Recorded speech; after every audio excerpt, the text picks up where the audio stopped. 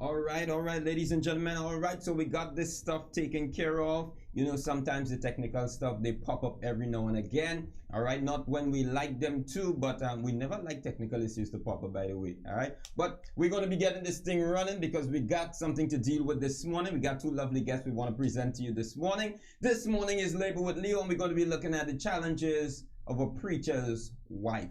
All right, you know, sometimes you look at preachers' wives and they just in the background smiling, they're next to their husband smiling, but you just don't know the type of emotional and mental and even physical stress that they're going through, the issues that they're dealing with. This morning we're going to be getting a little insight on some of the issues and even some of the rewards of the preachers' wives. All right, guys, so stick around and Lillian said the devil is a liar. That's right. But don't worry about it. You know, technical issues, they come and they go. All right. At this time, we're going to be getting. Let's just sing. Let's just sing a couple songs. We know we just still got to warm the people up, and then we're going to get into the discussion for today. All right. Let's go. I woke up this morning with my mind, you know that it stayed on Jesus. You know I woke up this morning with my mind, you know that it stayed on the Lord. Well, you know I woke up this morning with my mind, you know that it stayed on Jesus. Hallelujah, singing hallelujah, singing hallelujah. I woke up this morning with my mind, you know that it stayed on Jesus. You know I woke up this morning with my mind, you know that it stayed on the Lord. Well, you know I woke up this morning with my mind, you know that it stayed on Jesus. Hallelujah, singing hallelujah, singing hallelujah.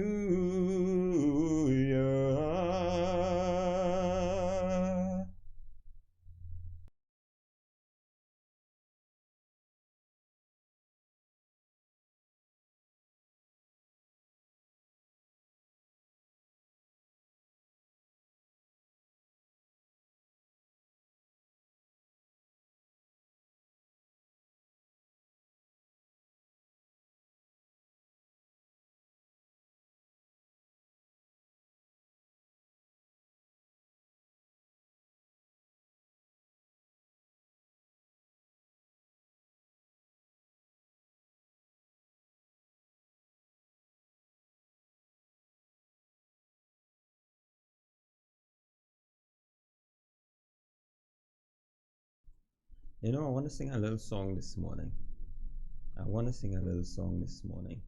Because from what I'm looking at here since morning, I've been dealing with some stuff. You know, some these technical stuff, you know, they just seem to be, I don't know where they come from. And all kind of new issues, just, you know, they keep popping up every now and again. And of course you have to make the time to deal with it, otherwise there'll be no show. But trouble in my way, I gotta cry sometimes, I gotta cry sometimes. Trouble in my way, I gotta cry sometimes, a little wake at night,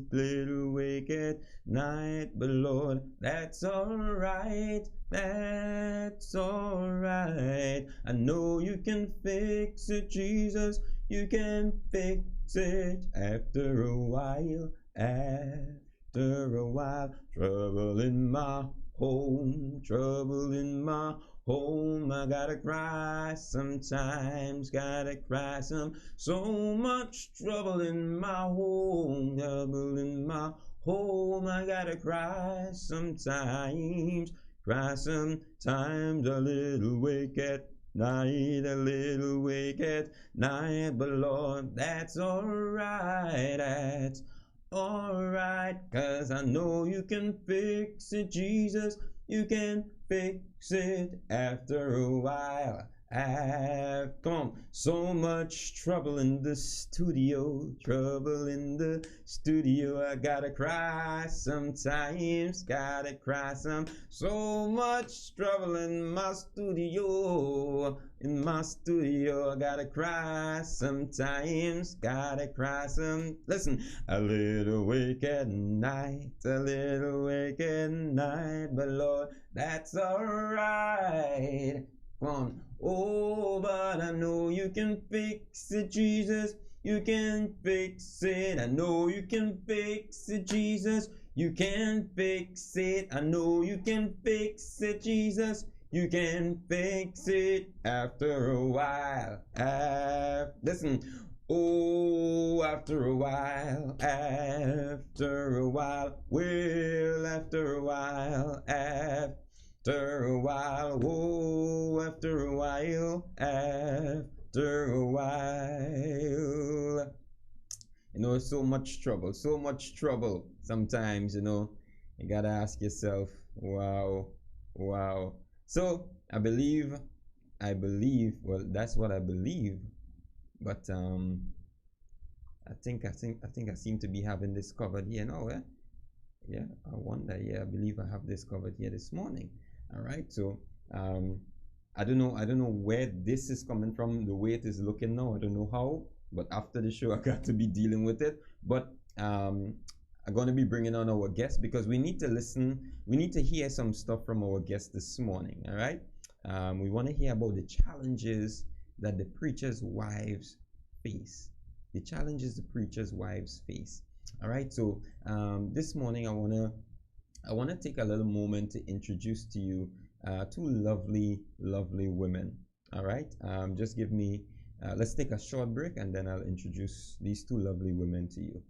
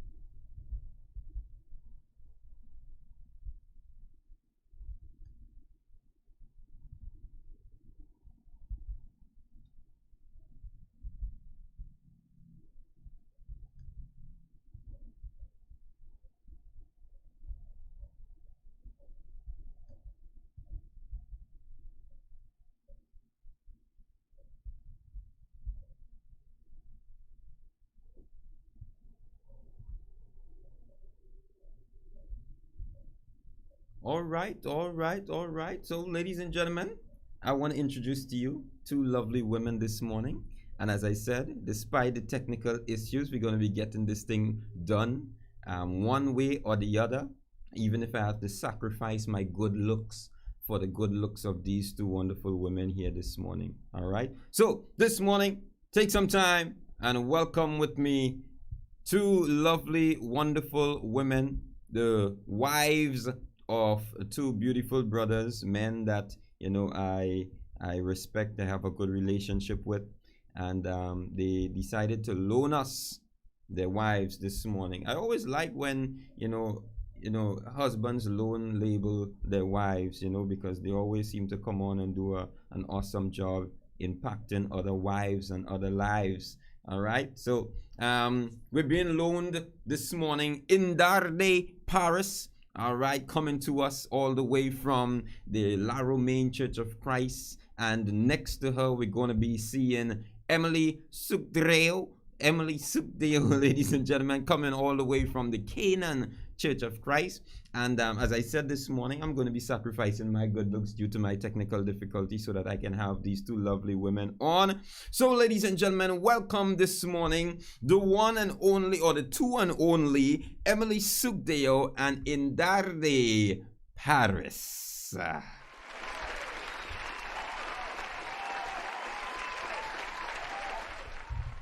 All right. So, Emily and Indarde, good morning to you guys. How are you guys doing this morning? Well, I got up too early, so I hope I'm awake when I'm talking to you guys.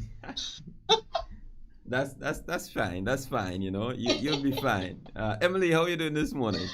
I'm doing well. Lovely. Well, this morning we have not a common topic, but one that we're gonna still be addressing and trying to make the most of in encouraging people and also highlighting some of the things that people sometimes overlook. Some people just not aware of a lot of the things that preachers' wives have to deal with on a daily basis, and we want to highlight those things here this morning. All right. So, how are you guys feeling about this topic this morning? It's a good topic. It's one that doesn't probably get enough publicity. It's sometimes some people may see it as a sensitive topic or one that wants to be avoided, but I think it is something that people need to speak up about more. Lovely. Yes, I agree, Emily. Yeah. So, Indarde, this is your first time showing your face on the label show, but everybody in the chat know who is Indarde. All right, they know who Indarde is. But tell us a little bit about yourself, Indra, seeing as it's your first time appearing on the show. Well, I'm the wife of Brother Wendell Paris. We work with the La Romaine Church of Christ. I have 3 beautiful children, 3 beautiful grandchildren. And I'm one of those background preacher's wife where, things happen, but you don't see me. Yeah. All right. Okay. All right. Well, let's get straight into this now.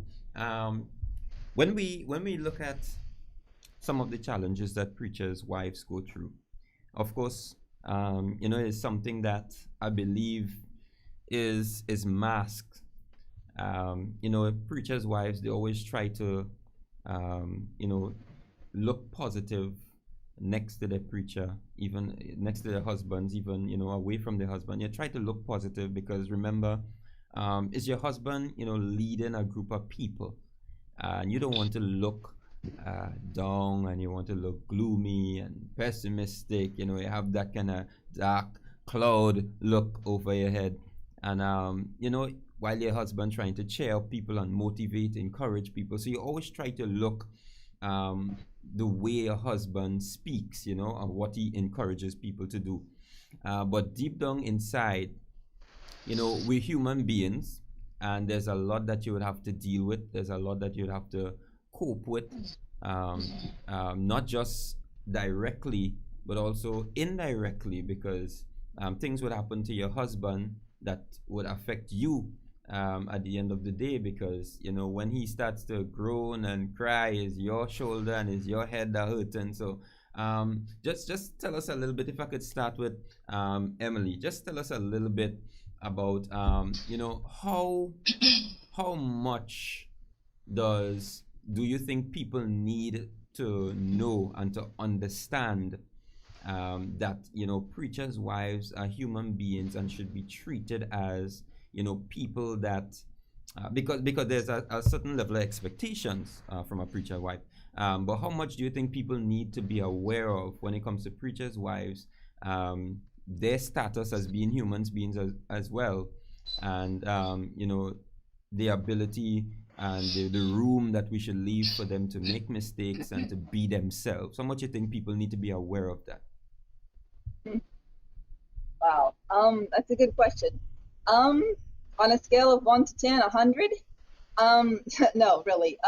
It's I think it's a huge misconception, as you said, that we're humans, we have struggles, we get angry, we have frustrations. There's a lot of people that sometimes we don't like, and when I say don't like, I don't necessarily mean the person, but their actions, especially when those actions hurt our husbands. Yeah. The last thing a wife wants to have to deal with is her husband in tears. And not that men are not supposed to cry, but when any person gets to the point of tears, that means that this is deep. This is not just a little scratch. This actually is hurting more deeply than maybe even us wives understand. I think that a lot of people do hold preachers' wives to a higher standard, and naturally so. We're in the front. We're married to the preacher.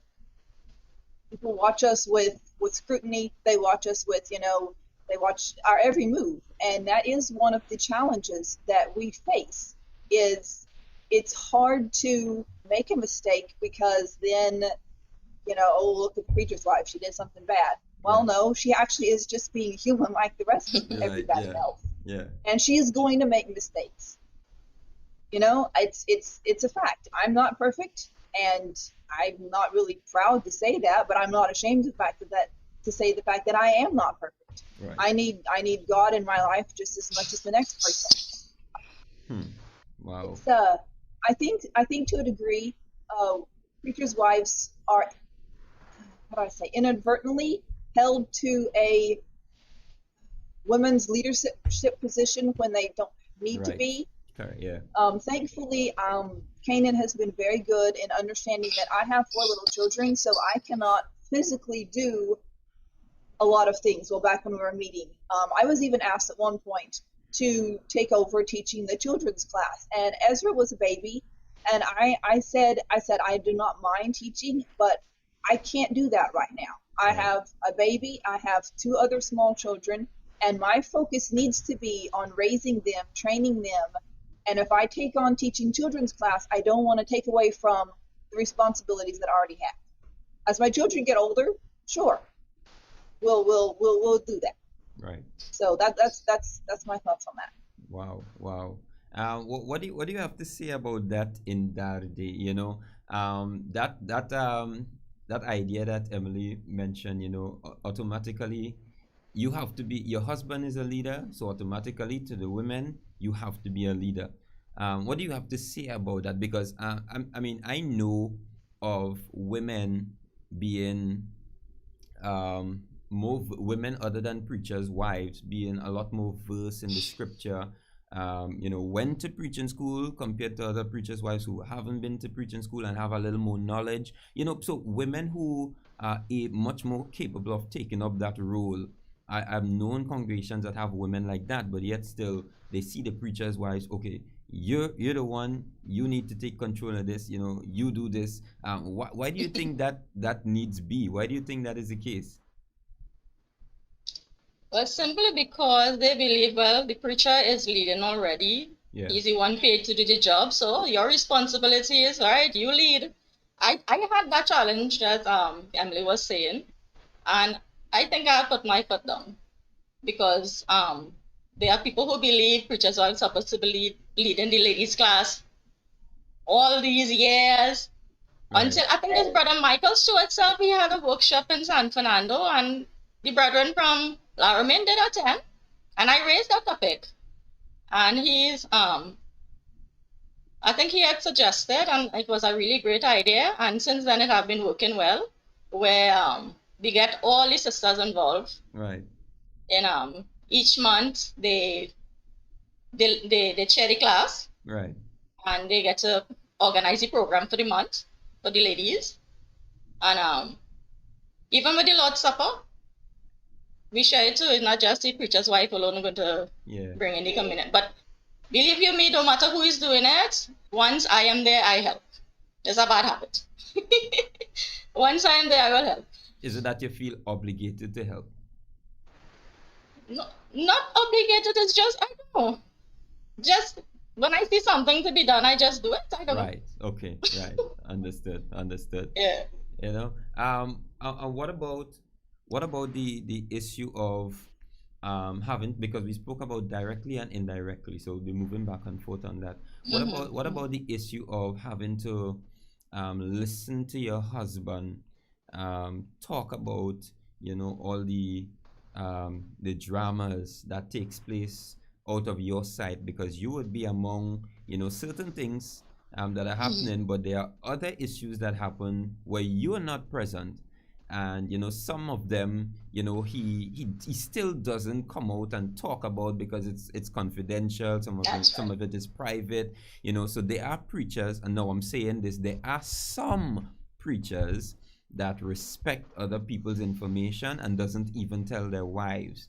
All right, but sometimes, wives, they know their husband's really good, so you could see it. Okay, something is wrong. He is not saying anything, but something is wrong. How do you deal with stuff like that? Let's start with Emily. How do you deal with something like that? Your husband is dealing with something. So in some cases, you want him to tell you, but you understand, okay, he may not, want to tell me because of the sensitive information involved. But how do you deal with something like that? How do you cheer him up? How do you cope with it, knowing that you don't even know what is happening? How do you deal with that? Two things come to mind. One, pray.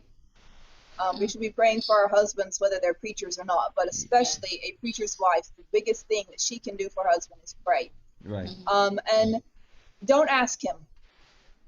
Don't say, well, I know something's bothering you. What is it? Can you tell me? You don't have to tell me the person. You can just tell me, maybe something about it. No, don't even do that. Right. Just let them deal with it. When they're ready to talk, they will talk.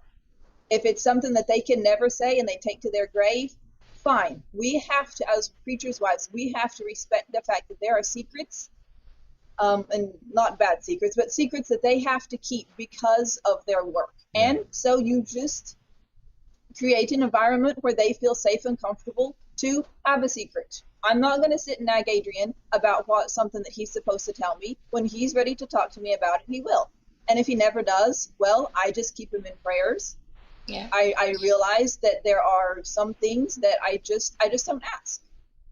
And I think that him knowing that that's how I would treat that, then it gives him the confidence to know that he can have a secret and about something that someone has told him and not feel like he has to tell me. Because I want him to feel comfortable that I'm not going to sit and think he's, committing adultery or something. No. It's not like that. Yeah. So that's what I would say. I would say have respect. Respect is the biggest key there. Besides prayer. Wow. And you just still got to find that extra energy for you and your husband in moments like these. If I could run back to something here. Somebody asked a question in the chat. What about the preacher's wife that does nothing and is involved in nothing in the church? What do you have to say about that as a preacher's wife? As preachers' wives, what do you have to say about that? A preacher's wife being involved in nothing, take charge of nothing, no activity, you don't want any part of that, What do you have to say about that, Indra? Actually, I haven't met any preacher's wife who are not involved. Right. Well, same here, but they may be. Yeah, I think that is why I'm encouraged a lot, because I unfortunately always around preachers' wives who are active. Not really to sit down and talk about problems and so on, but I learned from a lot of the preachers' wives who, older than me, even the younger ones. Emmy is one of them. She, battle with and dealing with 4 little children and still out there with Adrian. Right. Yeah. Right. Well, as I'm on you here, Indra, I want you to tell me something, because if Silas was a woman, that would be you, because your husband, he displays qualities and have been based on his work, he has been, considered to be a type of Paul. He has worked in several locations in Trinidad and Tobago, and you've been there with him, right through. You never left his side. You've been there supporting him. With all the various experience that you have, a variety of experience, different churches, different people, and all of that stuff, have when your husband comes to you with an issue that he is dealing with, how do you approach it? And number one, do you feel immediately, like sometimes before he even mentions it, do you feel that connection where something is wrong, something is bothering him, and how do you handle that? How do you handle that with the children around? Do you try to shield them from seeing your husband like that, or shield them from the information, or from trying to make the people in the church or the people causing the problem, make them look bad in front of your children? How do you deal with those issues when your husband comes to the home with it? Actually, Wendell is one of the persons who he keeps quiet, and we will have our private talks. We don't do it in front of the children, really. Right. So most of the time, the children have no idea. But the things that they witness, I think as they grew older, it affected them a bit. You understand? They lost some trust in some brethren because of it. Right. But in fact, we correct each other. Sometimes if I'm being negative towards somebody, children will get on my case, mommy, you don't say that, or you don't think like that. Yeah. I will do the same with them. Understand? But over the years, the children have been, I mean, you don't want to go into the children part, but they went through some challenges, because I'm one of those creatures that don't like to miss nothing. Right. When it comes to activities and so on. And right. Wendell and I, the children will be in the car going wherever, being part of everything, But he's one of the person, he will keep quiet, he will pray about it. When he's ready, as Emily said, leave them alone. I learned before I got married to Wendell, the older sister will say, don't be a nagging wife. Right. You understand? So I never had the habit of nagging him with any little thing. When he's ready, he will talk. Right. He will keep quiet, he will pray about it, he will bury his head in studies. When he's ready, he will talk about it. Yeah. But I don't pressure him. I think that's something that needs to be understood by preachers' wives. We preachers, we would have a lot dealing with, but sometimes you just need to give the space so that we can be able to just deal with it by ourselves, and then be able to let it out, because sometimes you just don't know how to say certain things. Some things hurt you really bad, and all of that. But as we on there, we don't want to talk about the children much, but that is a part of it, because it's your children. And when your husband is dealing with something and the children are witnessing it, they are being affected. They are pulling away from the church. They are looking at the church differently now. They don't want to be a part of any activities because, okay, this is what these people are doing to my father. Now, how do you deal with your children in situations like that?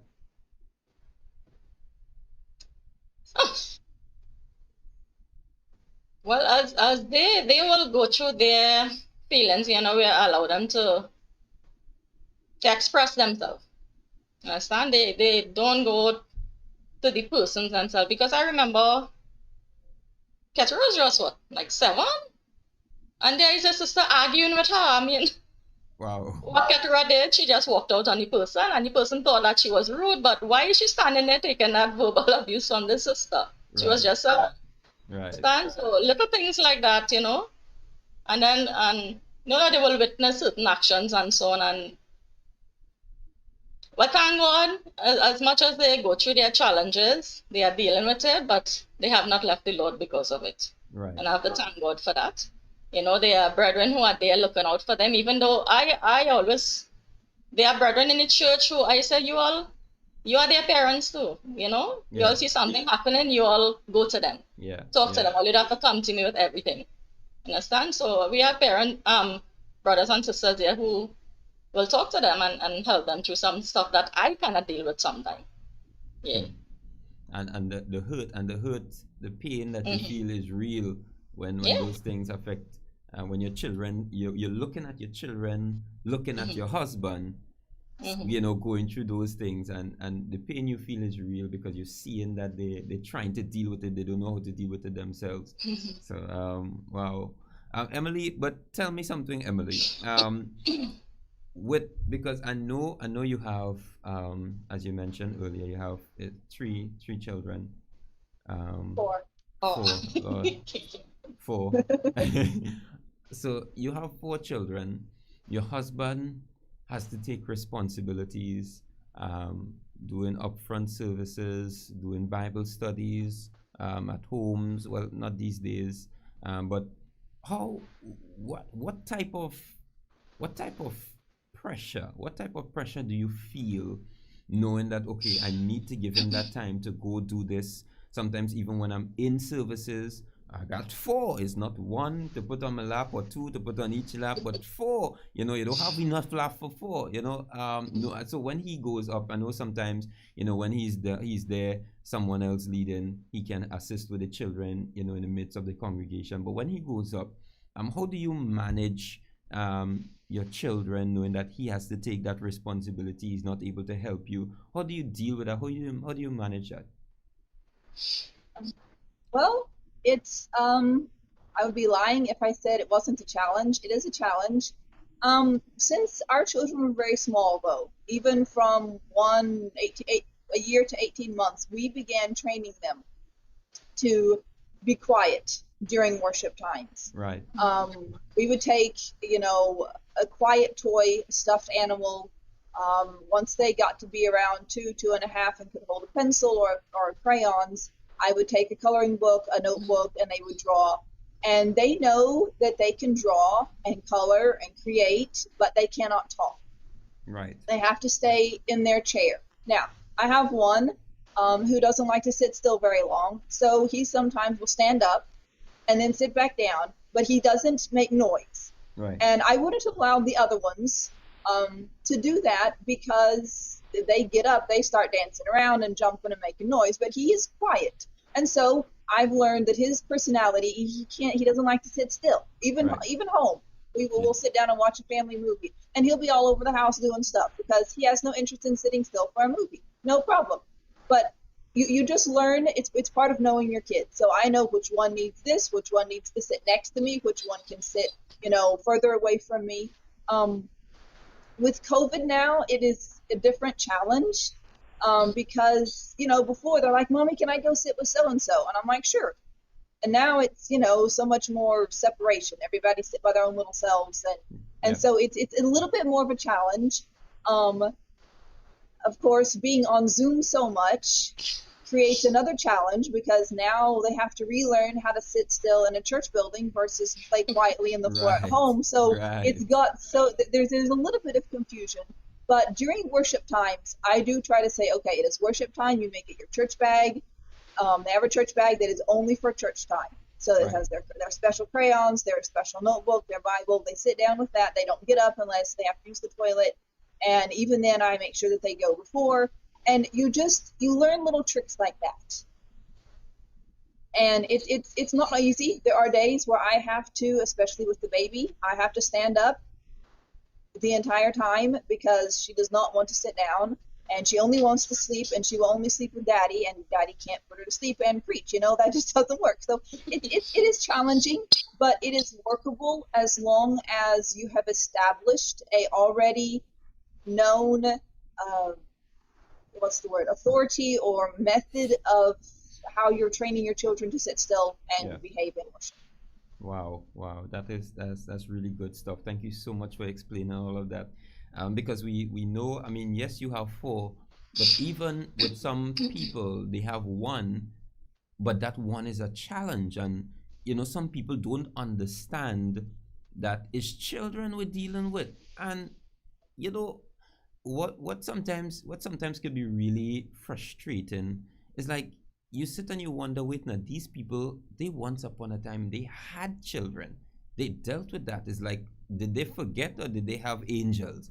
You know, um, Sister Indra, from your perspective, how challenging was it in dealing with your children during services, knowing that all eyes are on you as the preacher's wives? Your children are supposed to be straight like a needle. They're not supposed to move. They're not supposed to Oh, wow. twitch. How challenging was it for you? Your husband is up there doing what he's doing, and the kids, they want to do what they're doing. So how, give me from your perspective, your challenge on that. Well, actually, my children, they did not give much trouble in worship, because just like Emily, find things to do. You have them sitting next to you. I never had them. I want to go sit by this one, go sit by that one. It's only when they got older I allowed it. But when they were much younger, they sat with me. If they had to take a nap, well, they had the two-sided mirror with the girls. When Nathaniel came, well, he was a different challenge. He was more active. So he was always on my lap until he was about 4. You understand? For him not to be running about. But it was not so much of a problem, because for some reason I had an organized head when it came into dealing with them. Right. I would told stuff to keep them quiet and so on, but I never encourage play. Right. Like when they sitting next to them and they playing with them, and I never encourage that. It's time for worship. They sat down. When Keturah and Becca were a certain age, they told the little notebooks and they learned to take notes and so on. Yeah. So I had them doing that. Right, right. I remember one time, I was approached, um, because that time Eden was no Eden is absolutely loud. Like, even today, Mm-hmm. Eden would be talking to you. You're literally 3 centimeters away from his face, and Eden would be shouting as if you're next door. So he's naturally loud. And I remember being approached, um, you know, as some service, we've been to, and I was approached, and the approach was like, okay, um, keep your child quiet. Why you have them making so much noise, Mm-hmm. and I just sat or stood, and I thought about it. I didn't want to respond immediately because I was afraid that I might just be a little bit too rude, or it might come out a bit Mm-hmm. too rude. Because sometimes you want to ask questions and you want to tell people stuff, to get them to understand, what can you do? Do I need to walk with clothespins to put on his mouth? Or what do I do to a child? He's a child. He's 1.5. He was 1.5. What do you do to a child 1.5 years old unless they are naturally quiet? If you understand what I'm saying. There Mm-hmm. are some children, they are not naturally quiet. They make noise. They get excited when they see things, when they see people, when they see colors. So what do you do? And sometimes it can be a little embarrassing for the parent because you can't keep the child quiet. You're trying to pay attention to the lesson. You don't want to be running outside all the time to miss everything. You're trying to get as much as you can. And but the child is being a little bit noisy. He probably distracting people, or you're thinking some people might be talking about you because your child making noise. And I've been approached, and I did feel bad, but I just hope that a lot of people start understanding that when you go out to services, you are not going out to gather with a bunch of single people. You're going to gather with couples, families, you have children, various age groups. And we have to understand that there may be a little noise here and there. We just have to understand that that is life. That's how life is. There are some services where you go, they don't have Sunday school. They Mm-hmm. don't have Sunday school. So they 1 or 2 children that are in the midst, they are among everybody else, and you can't. What is the sense? You have a parent coming to worship and they outside whole day. Mm-hmm. What sense does that make? You know, if they're not there, if the wife is not there, okay, gone to the preacher. Where your wife? I ain't seen your wife. You know, that kind of stuff. But when they come, they have to be outside. They're missing everything anyway. You know, or if they're not outside and they stay inside, the child is a bit noisy and all of that. Have any of you ever been in a situation like that where you felt embarrassed, where people approach you because your child is being a bit noisy or laughing too loud or anything like that? Have you ever been in a position like that?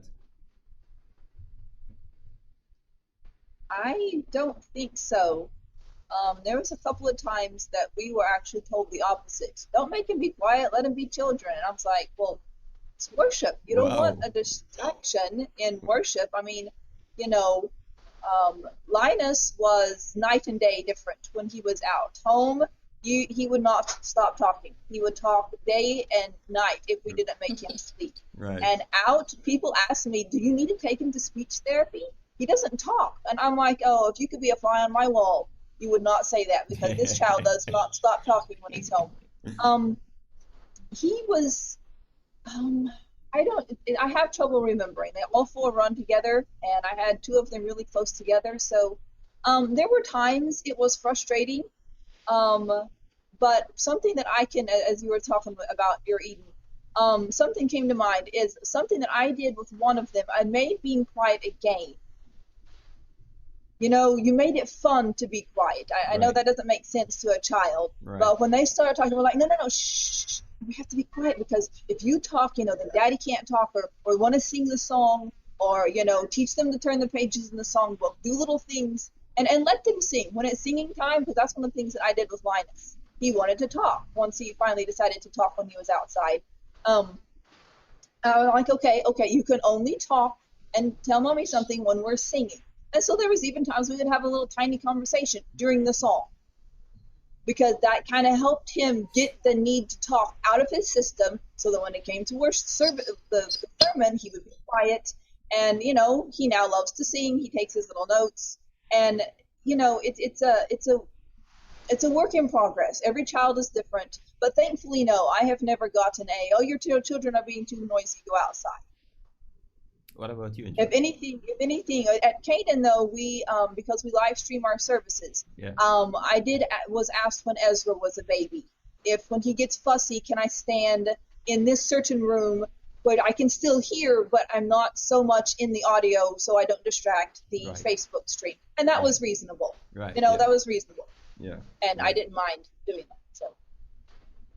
What about you in that day?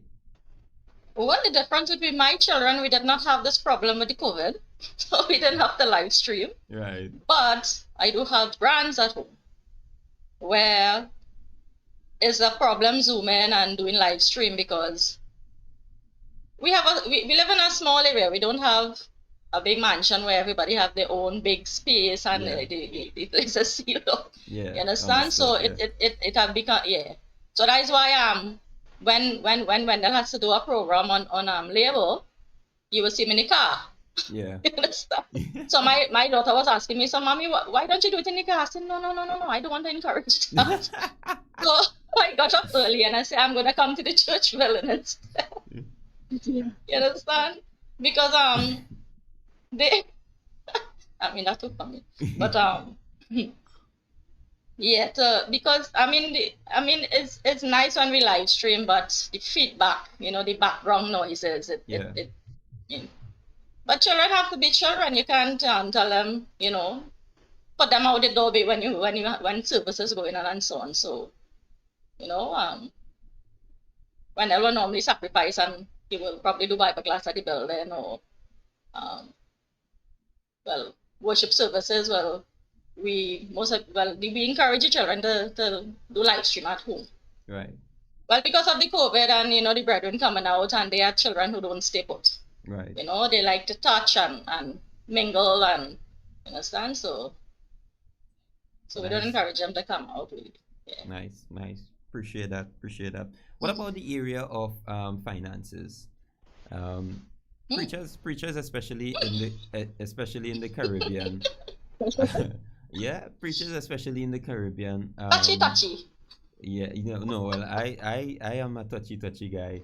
I get into those zones sometimes.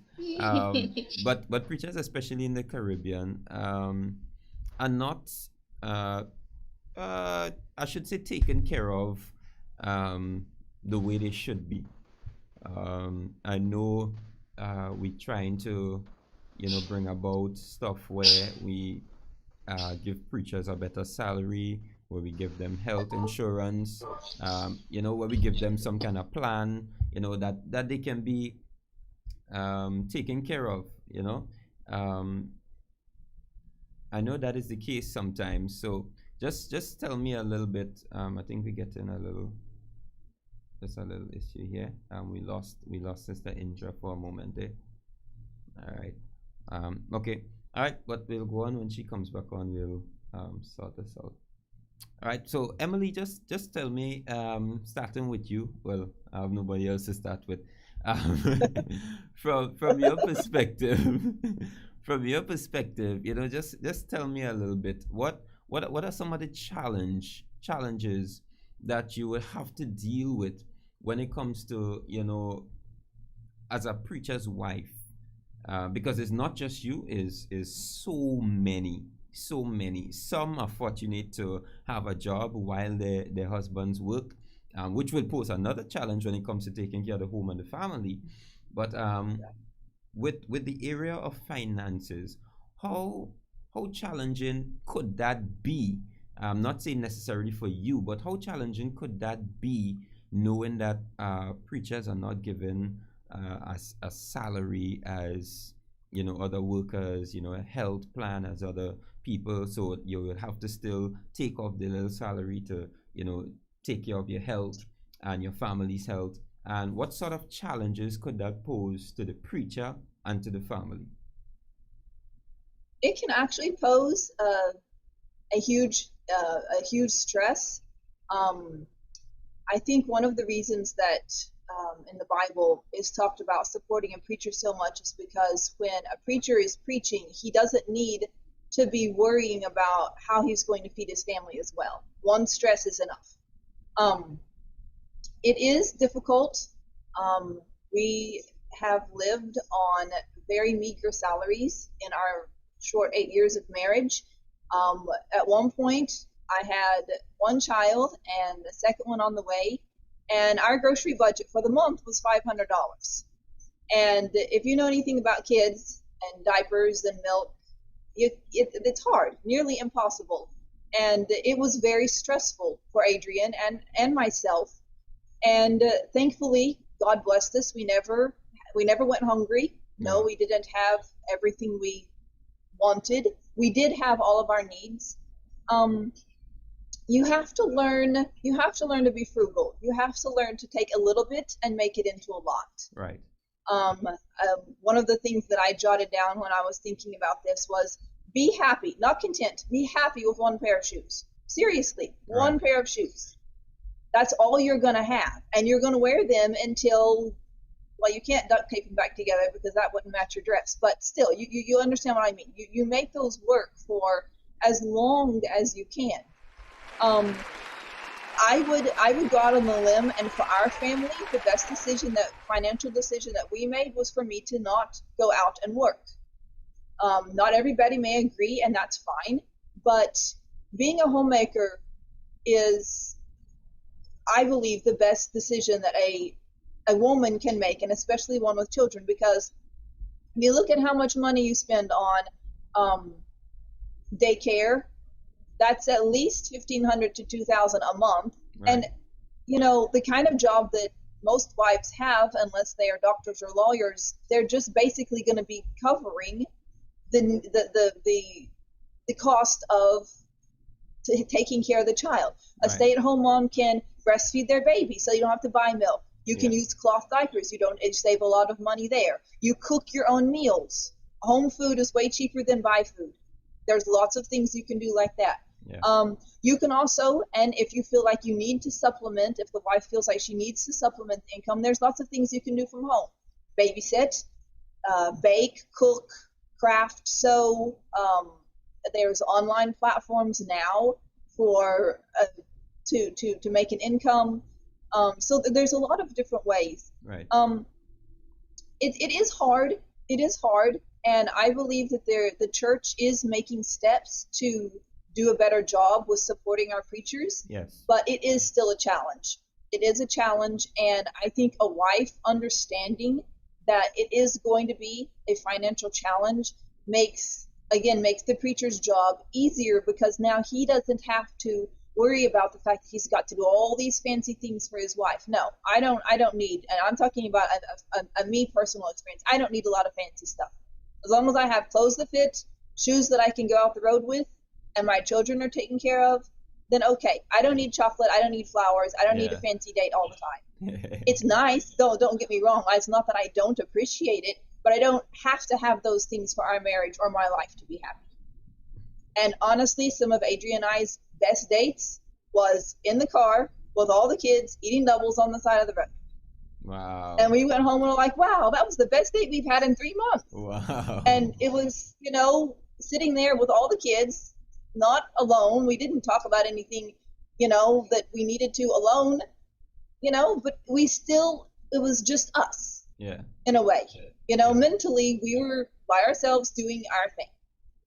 So be simple, be willing, be understanding. Those are the biggest things that I would say with that. Wow. So it could be a challenge, but as long as you're willing to put up with it and deal with it, make the best of it, you will get through. And I love that. Sometimes the simple things really powerful. So doubles at the side of the road, I had some of those simple dates with my wife as well. I even went out to the backyard and pick a bunch of grass. I didn't have flowers to give, so I just picked a bunch of grass and give it to my wife. And she has a sense of humor, so she laughed at it and threw the grass after. So sometimes the simple things, it can be really, really powerful. But in that day, I know you cut off your stuff because you didn't want to get into that part of the topic. But so yeah, I had to unmute your mic so I could hear what you're saying. So when it comes to that area of finances, what are some of the, just briefly as we come to a close, what are some of the challenges that both yourself, your husband, the entire family would have faced when it comes to finances? Well, we didn't we both did not grow up with all these sort of fanciness and wants. And when Wendell and I met, we both had nothing. So we built from there. I remember Wendell's first salary was $1,000 a month. And this was under the workshop program. So it's like we learned to live without certain things that we didn't need. Going out on dates, we didn't start off with a car. We did not have a car, but the bus used to be running. Right. We took the bus, and where we first lived, the bus stop was right in front of the house. So we took the bus and we went wherever we had to go. I think the children felt it more because they wanted certain things, and it was a little drama for them. Other children have it and we don't. Right. Yes, and so that was one of the challenges we had. But I'm a person. I will go. We'll have like anniversary, and we buy snacks and go sit down in Palmer's Park in front of the pond. That was a nice relaxing time. That is our thing. Yes. Or we go. One of his favorite places that he will always talk about is San Fernando Hill. That's where we had our first date. Wow. You understand? Yeah. Wow. So we never into the fancy dress up and go in restaurants, even though we did that once in a while. Yeah. We do it once in a while, but I love nature. I like to go driving. I like snacks in the car. We go sit down by the beach or wherever. I love nature. Just go out and just relax. Nice. I like that. But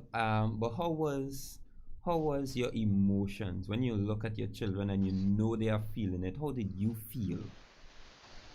Well, of course, you wouldn't feel so good, You want to give them certain things, but there are some things that they really didn't need. But because other children had it and why we couldn't get it, I think that's where grandma came in. Right. When that mom, Yeah. You know, she is there still. You know, when it's something that they probably would want to say, I'll go check mama. Yeah. Understand? And once she's able, she will help them out. You know, Wow. I'm but listening to she, both of you. I'm yeah. listening to both of you, and you know, I've experienced some of that myself. The Mm-hmm. simple dates and all of that, and it just goes to show that the fine wine and dine, you Mm. know, is not what makes a date a good one. That's right. That's right. Having a fine bottle of champagne or a piece of steak, a fancy meal. That doesn't make a date a great date. What That's makes right. it great is the smiles, Mm-hmm. the happiness, the joy you get being with each other, no matter how you do it. So snacks, doubles, it doesn't matter. You have Mm-hmm. each other, you make it fun. That is what makes a date a date. And I'm really Yeah. impressed, really impressed to hear how you guys made what you have had made what you had work for you, and you Mm-hmm. found happiness in that. And now you're in a bit of a better position, and the Lord will continue to take you places wherever He see fit for you. And I just pray that God continue to bless you both, being supportive wives, which I know you are, because I know both of you good. And I pray that you continue to support your husbands, um, in everything, in every way. Give him the space when he needs it. Give him a tap on his back when he needs it. Just finally, before we leave, I just want to leave with something positive. All right, and I just want to ask the both of you. I will start with Sister Emily. What are some of the blessings in being a preacher's wife? What are some of the rewards? Some of the good things you can leave with in being the wife of a preacher? Well, first of all, it is a good opportunity for personal spiritual growth because you're around him being growing spiritually, studying. It spurs me on. This is me personally speaking. It spurs me on to study more Right. because when he's like, Emily, what about this? And I'm like, I don't remember that in the Bible. That doesn't, even just for a healthy conversation, that doesn't work. So it does help you spiritually. It's very rewarding getting to see your husband and the congregation grow. Right. Mm. Getting them to see to where, okay, there's this problem, there's this issue, there's this thing, and then within a year or two, 5 years, all of a sudden you're like, wow, look at where we were and now where we are. That is super rewarding, at least for me. Right.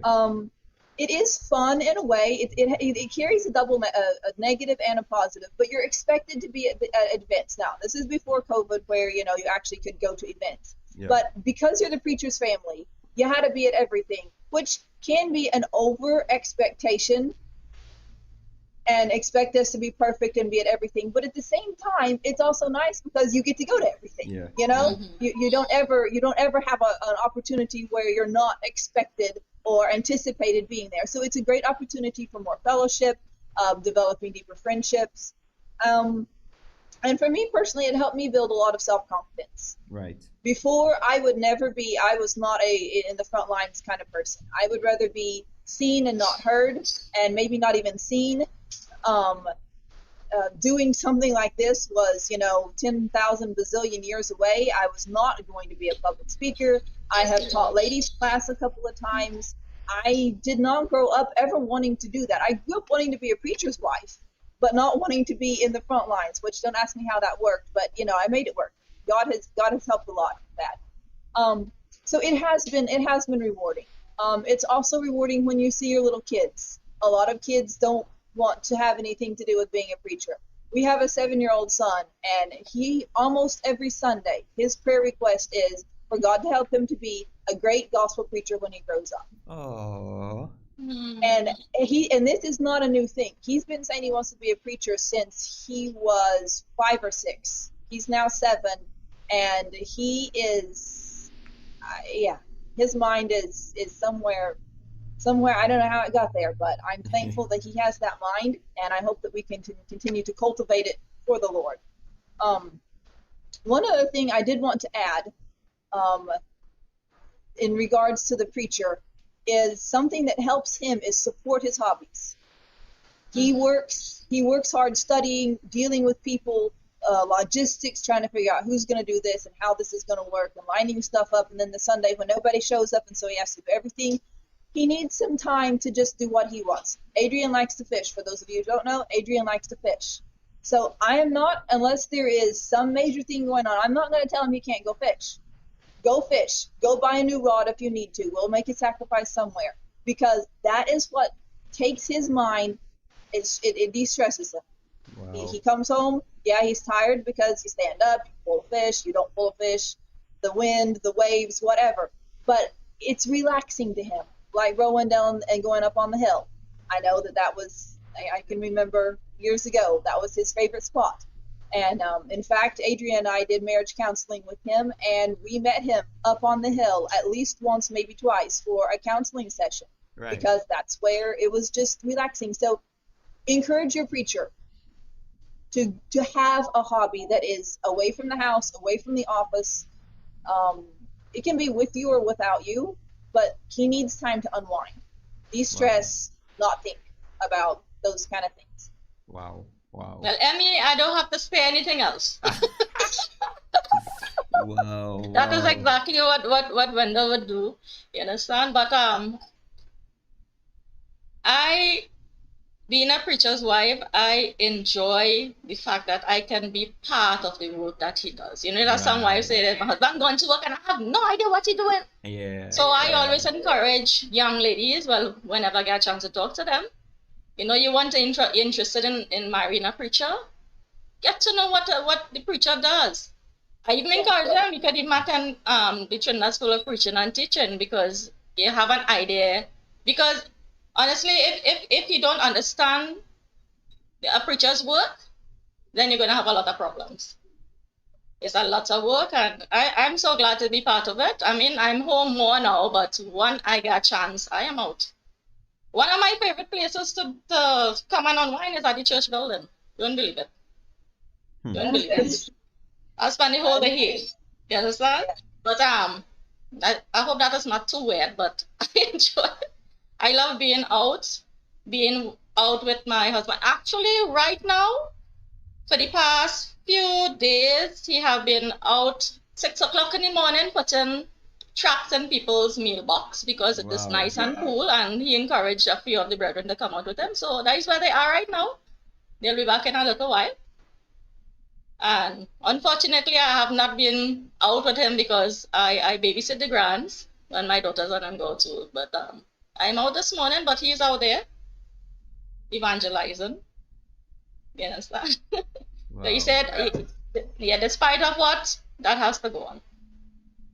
Understand? So that is one of the things that I enjoy. I'm meeting all these great people wherever we worship. I mean, some of the congregation that we work, Sipari was the first place, Leo. Oh, really? Yes. That is where we started our work at the Sipari congregation. Then we went to Faizabad, went up to Tobago.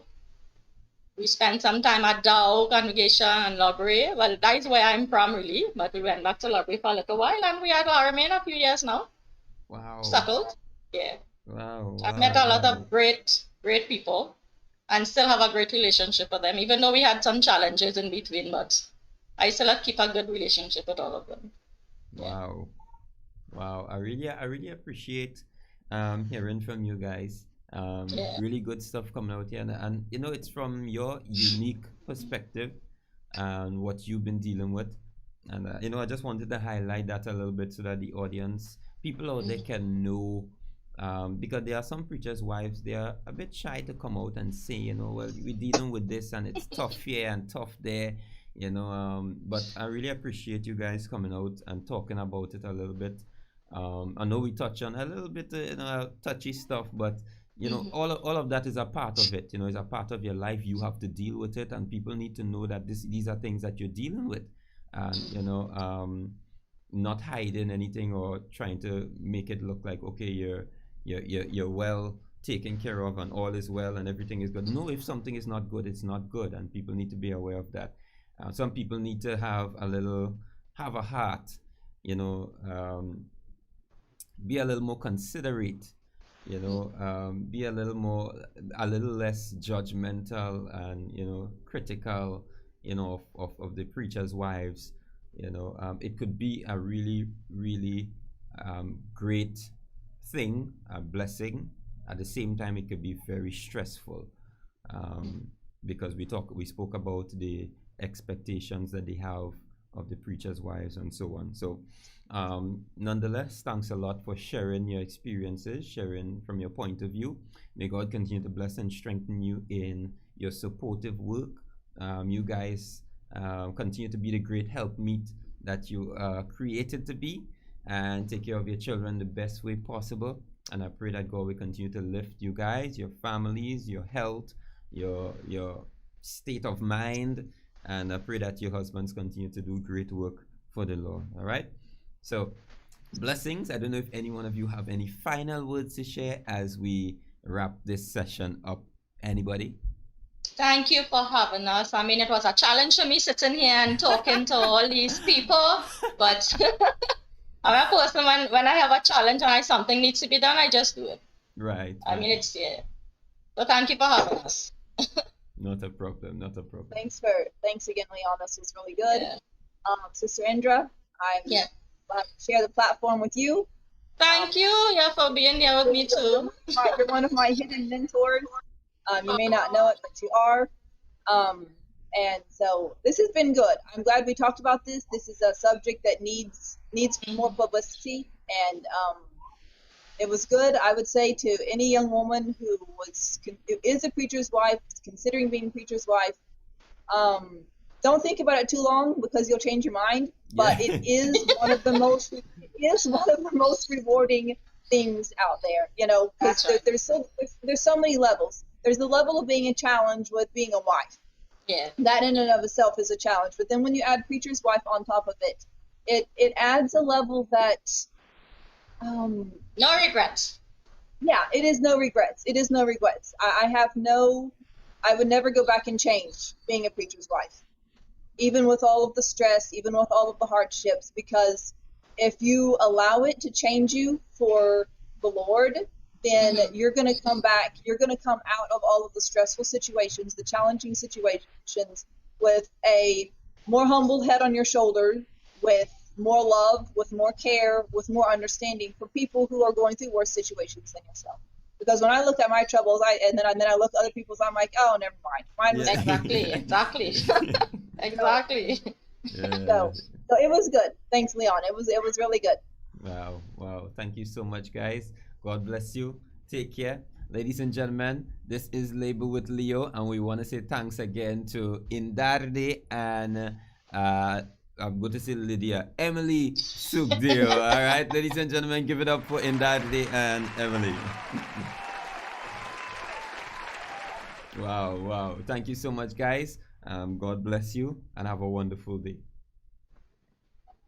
Wow. So, ladies and gentlemen, this is what we got for you this morning.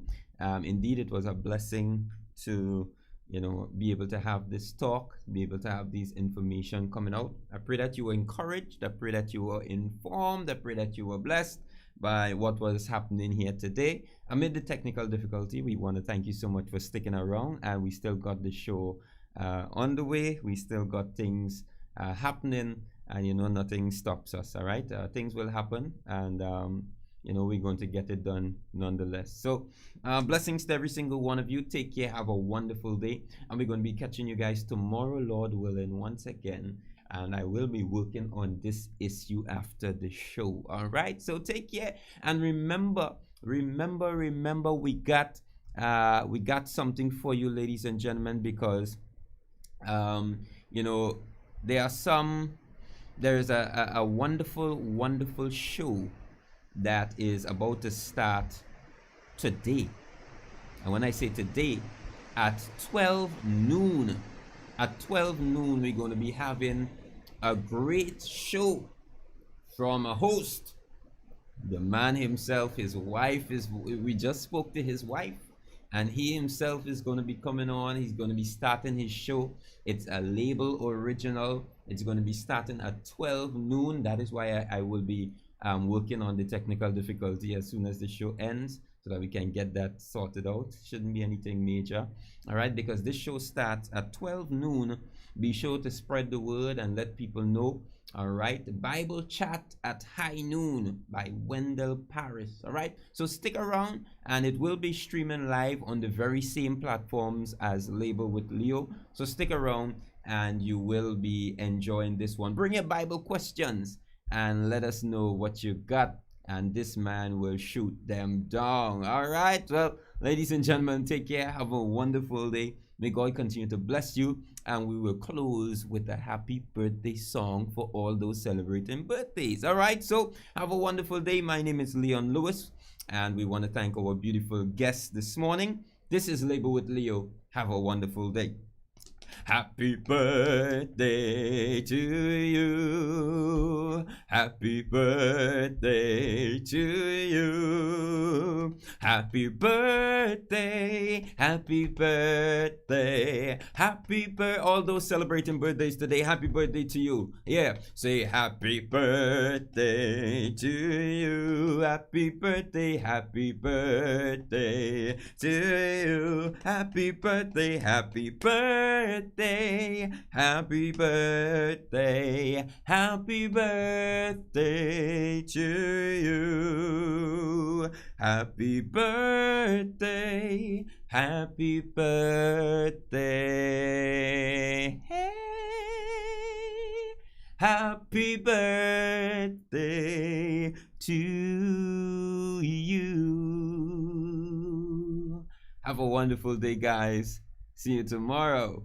Bye-bye.